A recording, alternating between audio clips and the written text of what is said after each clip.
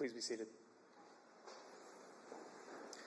It is my distinct honor to welcome up to the podium Secretary of State Steve Hobbs. All right, thank you, everyone. Let's give a round of applause to the 133rd Band. Thank you so much for doing that. They are part of the National Guard, and if you have a young son or daughter in the teenage range that plays an instrument and would like to join the Guard, I'm sure just go talk to the 133rd Band. They will take care of you. I just want to thank you all for coming and joining me in celebrating the expansion of the North Atlantic Treaty Organization to include 2 new members with strong Washington connections. We're joined here by representatives from Finland. Sweden could not make it at last-minute illness. In fact, illness has struck several of us here, so get your booster shot soon. And the members of the armed services, and especially my good friends from the Consul General Corps. Thank you for coming here today. I'd like to especially recognize fellow Washington elected officials. My good friend, Denny Heck could not make it here today. He is also ill today. But we have I'm just going down here, we got the Mayor Selby is here today from Olympia. We have today Representative Tina Orwell from the legislature. Thank you for coming here today. Make sure our budget is passed. I really appreciate that. Also, we have representatives from the U.S. Senate who is here representing their respective member. Mike Snodgrass is here today representing Maria Cantwell. And for Patty Murray, it is Daniel Palethrup. Did I get that right? Thank you so much for coming here today and being part of this celebration. We're here today to recognize our partners in Sweden and Finland, and their decision to join NATO was brave, wise, and it was a response to Russia's shocking invasion of Ukraine. In times of unprovoked aggression, we must build strong alliances. And I know the value of NATO firsthand, having served on the ground in Kosovo and also being part of a NATO exchange program where I got to be an operations officer for a Estonian infantry battalion that was in the field for 2 weeks. The strength that NATO provides to its partner nations is necessary to reestablish peace and protect national sovereignty. Our country's common concern over Ukraine is particularly close to my heart. My son took part in a deployment with the 81st Brigade to Ukraine and Poland as part of training the troops there. Colonel Perrin was my son's commander. Thank you so much, sir, for bringing my son back home safe. This is also a way, and the reason I'm doing this, is to show our allies and adversaries that support for NATO does not stop at our nation's capital, but permeates to the grassroots level here in Washington State. Washingtonians owe their freedom, their security, and economic prosperity to military alliances like NATO. And since the war started, I've been proud as Secretary of State to help raise funds for the Ukrainian relief charity work. My office's combined fund drive has reached out throughout 2022 and 2023 to state workers and retirees to alert them to the opportunities to contribute to the Ukraine supporting nonprofits. This special effort has collected $211,000 in donations designated to charities that do work supporting Ukraine. This group donates to, and a group includes Doctors Without Borders, UNICEF, and a range of other organizations. Washingtonians are doing their part. Having a generous and global mindset is second nature to Washingtonians. We're a state that makes big investments in national security, including our signature industries of technology development and the aerospace sector. We are home to large military bases with the Army, Air Force, and Navy. And according to federal data, we're also in the top 10 states in both per capita current military members and veterans. I've been proud to serve, and I'm proud to welcome our old friends to this new level of alliance. Thank you, Sweden and Finland. It's an honor. I will now turn over turn this over to our worthy guests. So first up is the Honorary Consul General from Finland. So please come on up.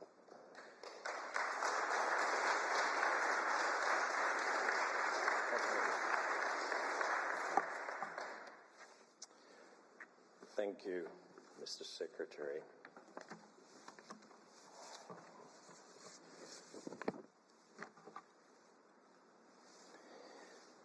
Mr. Secretary, distinguished guests, ladies and gentlemen, good morning and welcome. It's an honor for me to address this very, very special gathering. In addition to those Mr. Secretary recognized, I'd like to also recognize our colleague, Honorary Consul of Ukraine. Thank you for joining, in addition to all the other colleagues. Like was mentioned, unfortunately, our dear colleague, Mrs. Petra Helleberg, the Honorary Consul of Sweden, has fallen ill. Otherwise, we'd be standing next to each other here and showing our partnership regionally in Nordics, except when we're playing ice hockey. That's when the things change. We're the biggest, most fierce competitors when we're competing for the World Championship on the ice. But luckily here in Seattle, we're playing for the same team. Go Kraken. So again, first let me start with expressions of gratitude. I'm really grateful for the presence of all of you here, and really for the Office of the Secretary of State to arrange this opportunity to celebrate. Thank you for making this happen. Finland has become the 31st member of NATO. The era of our military non-alignment has come to an end. And with that, very much a new era has begun. Each country maximizes its own security. So does Finland. So NATO membership strengthens our international position and room for maneuver. As a partner, we've already long actively participated in NATO activities. And as an ally, Finland will contribute to NATO's collective deterrence defense going forward. So the membership of the alliance provides security for Finland. Finland, on the other hand, provides security for the alliance, especially for the not so well-known 833-mile border with Russia. That's a long stretch of land. And then Finland, committed to the security of all NATO member states, will be an extremely reliable ally that strengthens regional stability. And this membership of Finland in NATO is not targeted against anyone, nor does it change the foundation objectives of Finland's foreign or security policy. Finland, like Sweden, is a stable and very predictable Nordic country that seeks very peaceful resolution of conflicts and disputes. Not to mention that Finland has been ranked the happiest country in the world for 6 years in a row. So we make sure that we are providing that to the equation as well. The principles and values that are important in Finland will continue to guide our foreign policy also in the future. And at the same time, it's clear that Finland's most significant contribution to NATO's collective deterrence and defense is built on the security and defense of our own territory. In this respect, the Finland's concept of comprehensive security retains its value going forward. But we don't do this alone anymore. Last year, Finland applied to join NATO together with Sweden. And as our president, Mr. Niinistö, by the way, the previous speaker in this building representing Finland was our president in February, so I'm happy to be here right after him. Finland's membership is not complete without that of Sweden. And like we said, we wish the Sweden's representation, Petra Hillerberg, was with us here to underscore that. And this is what I would like to really underline and emphasize. The mission is not complete yet. So our persistent efforts for rapid Swedish ascension to NATO will continue. We look forward to seeing Sweden to join us as the 32nd member of soonest. And perhaps that's an opportunity for us to come together again in this occasion and celebrate Sweden in the true sense. While Finland has become a member of the NATO, at the same time we've also recently strengthened and enhanced our bilateral relations, also that go beyond defense and military interest with our key allies and partners.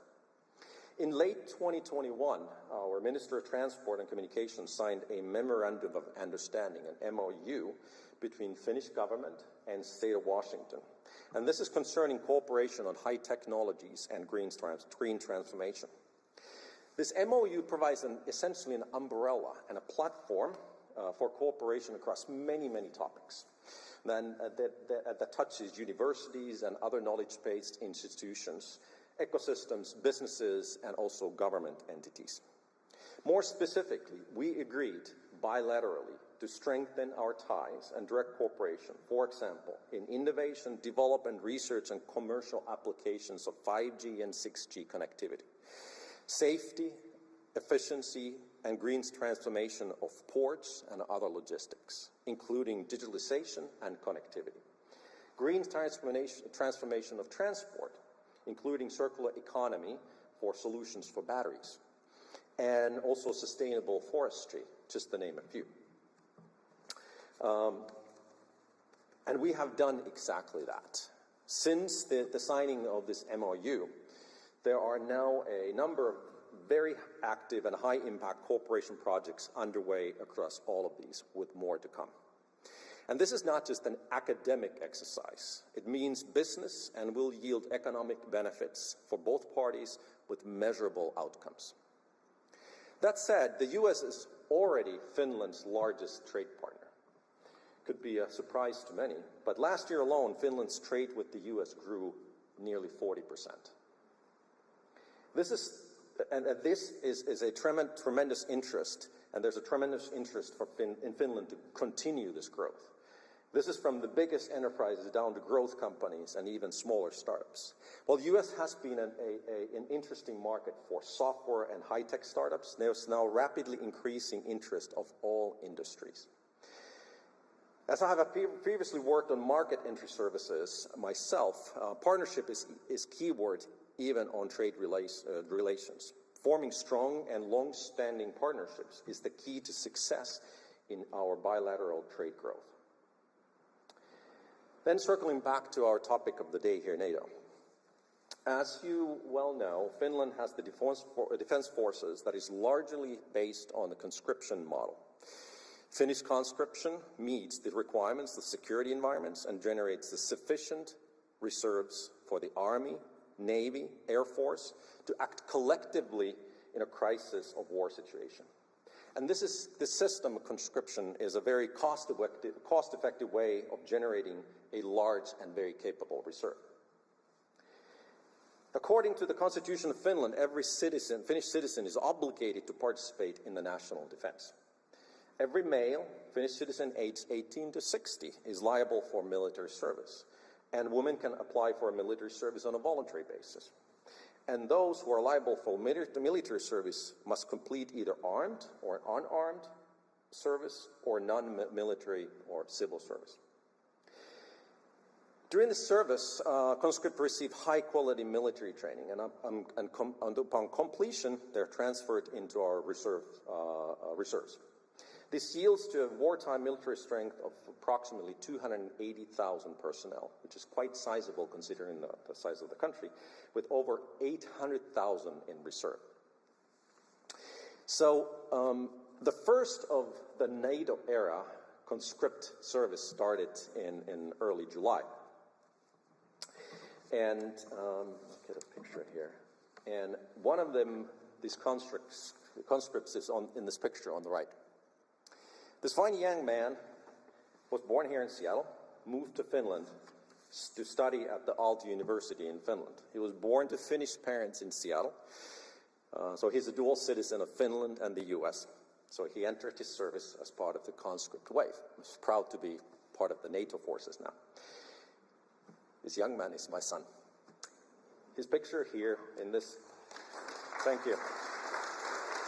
He's pictured here in this with a coordinator for NATO Special Forces, who we had I've actually met him as well. This picture was taken at the the day when the conscripts do their military oath, soldier's oath to the country, and he was very happy to hear a bit of American accent on the army base. But let this photo exemplify that we are proud to be allies, Finland and the US, with the rest of the NATO member countries, and hopefully very soon together with Finland. So with that, thank you very much, with gratitude.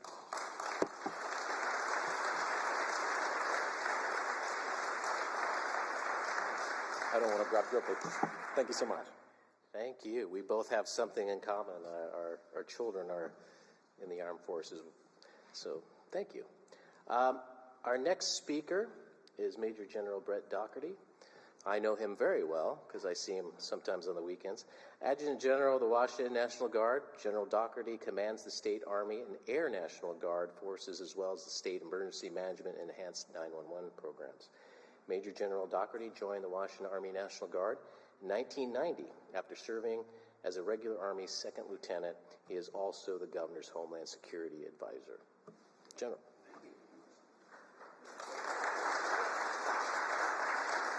Well, thank you. It is indeed a pleasure to be here today on behalf of the citizen soldiers and airmen of the Washington National Guard.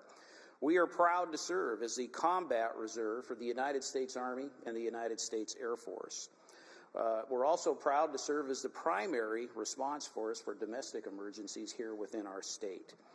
And we're also very proud to welcome Sweden and Finland here today, even though Sweden isn't here, but in spirit, as our new NATO partners, allies, and friends. Washington, Sweden, and Finland have much in common. For starters, we all love coffee. I think that's a well-known fact. We are all surrounded by natural beauty, which we cherish and respect. We have themes of forestry in common. We excel in engineering and technology. And we all love freedom. And that gives rise to our democratic forms of government. So it is only natural that we should bind ourselves together as friends and allies and agree to work together to deter aggression and, if necessary, to defend each other. This is especially important now as some other nations promote autocracy and the use of military force as a way to achieve their territorial goals outside of the rules-based world order that we have enjoyed since the end of World War II. Now, every state in the United States has a National Guard, and most of us have one or two international partners that we work with on a regular basis. Washington is partnered with both Thailand and Malaysia in the Pacific.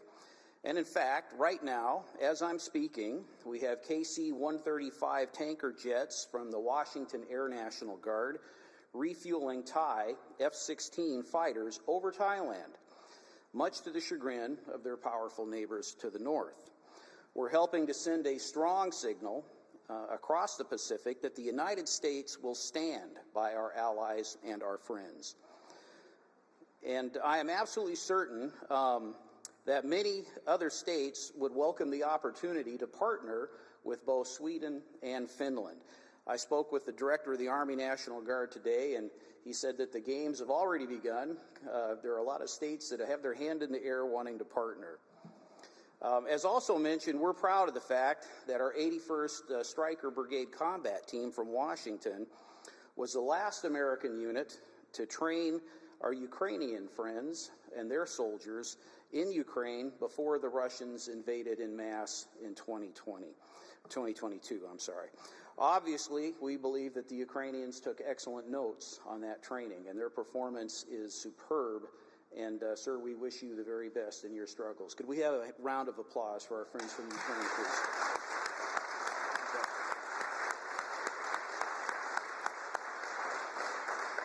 Our partnerships are about much more than just military training and exercises. Members of the National Guard do not typically move across the United States or the world to new assignments every few years, as is the case with our friends in the active duty military. We usually stay right here in Washington for many years and maintain our friendships with our partner countries for a very long time. We form actual, real-life friendships with our partners and a deep appreciation for the cultures and values that they hold dear.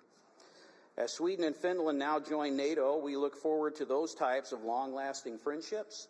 And so I'd like to just welcome you here to Washington. Clearly you live here. We didn't know that coming in. And welcome to the partnership of NATO and all of us in the National Guard and the entire United States military. Look forward to working with you as allies and partners. Thank you.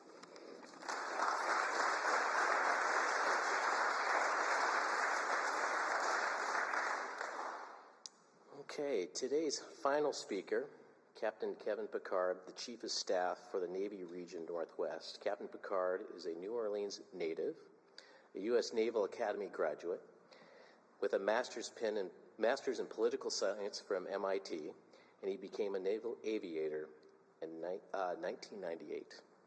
He has completed multiple deployments to Europe, the Pacific, and the Middle East, and supported operations in Iraq and Kosovo. He has also served as the commanding officer of Naval Air Station in Italy. And just a side note, I actually got to know you before this day. Unfortunately, it was bad circumstances on my part because it was an Army-Navy hockey game. My son was playing for the Army. We were definitely smack-talking. Unfortunately, the Navy won by 1 point. So we will get our revenge someday. But I am deeply honored to have you here today, sir, so thank you very much.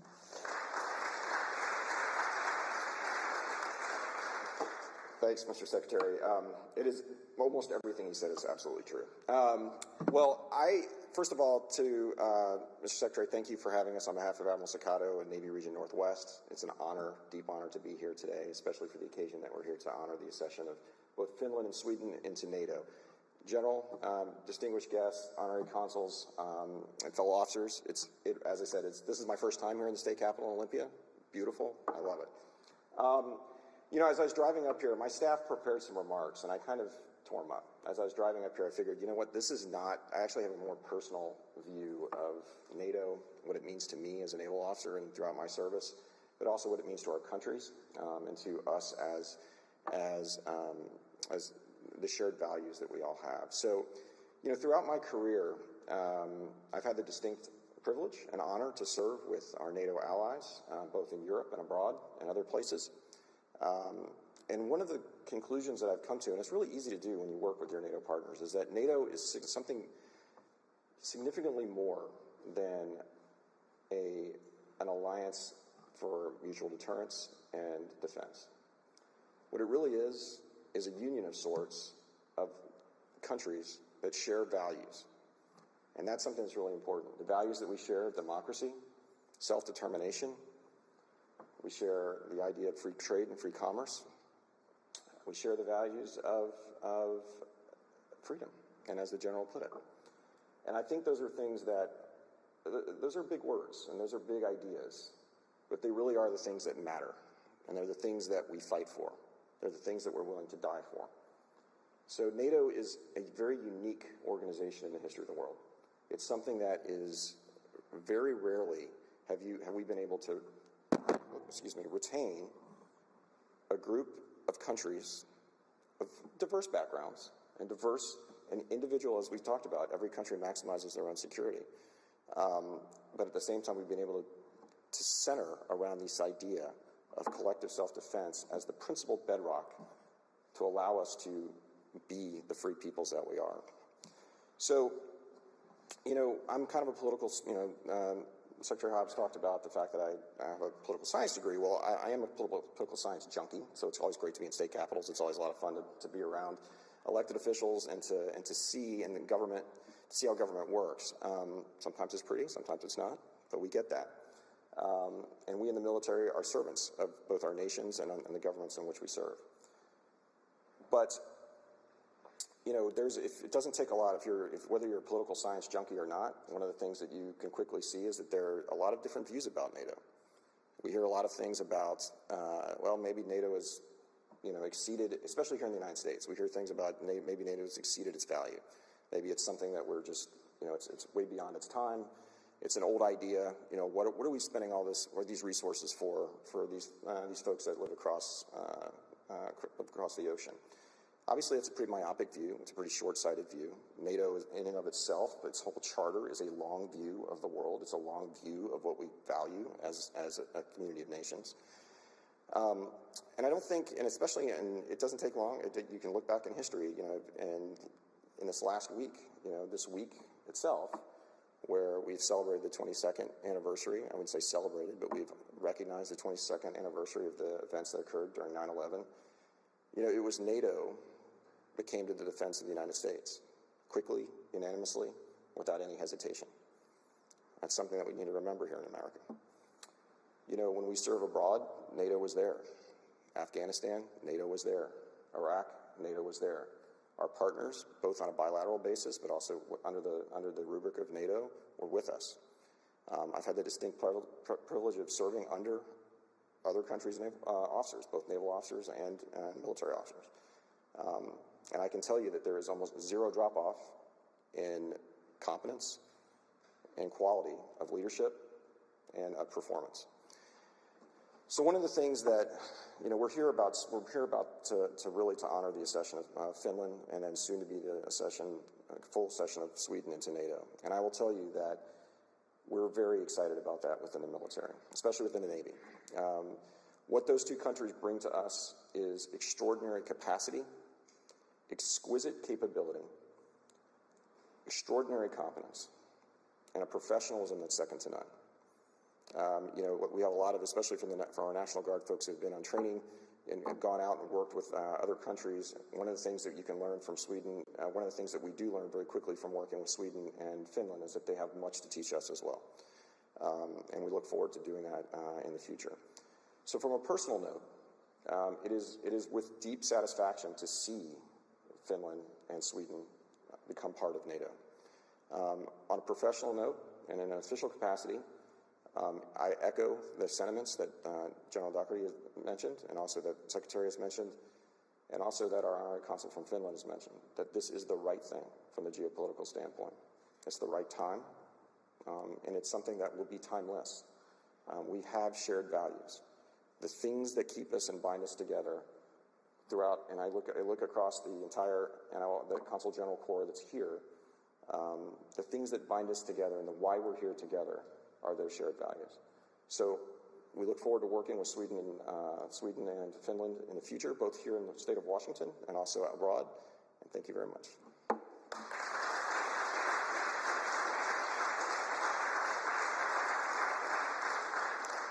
Thank you, everyone, for coming here, and thank you for those remarks. This pretty much ends this part of the ceremony, and downstairs I welcome you all to some refreshments, get to know each other, because NATO needs to be fun as well as serious defending democracy. So thank you so much for coming here today. Again, just downstairs in the Secretary of State's office. Thank you.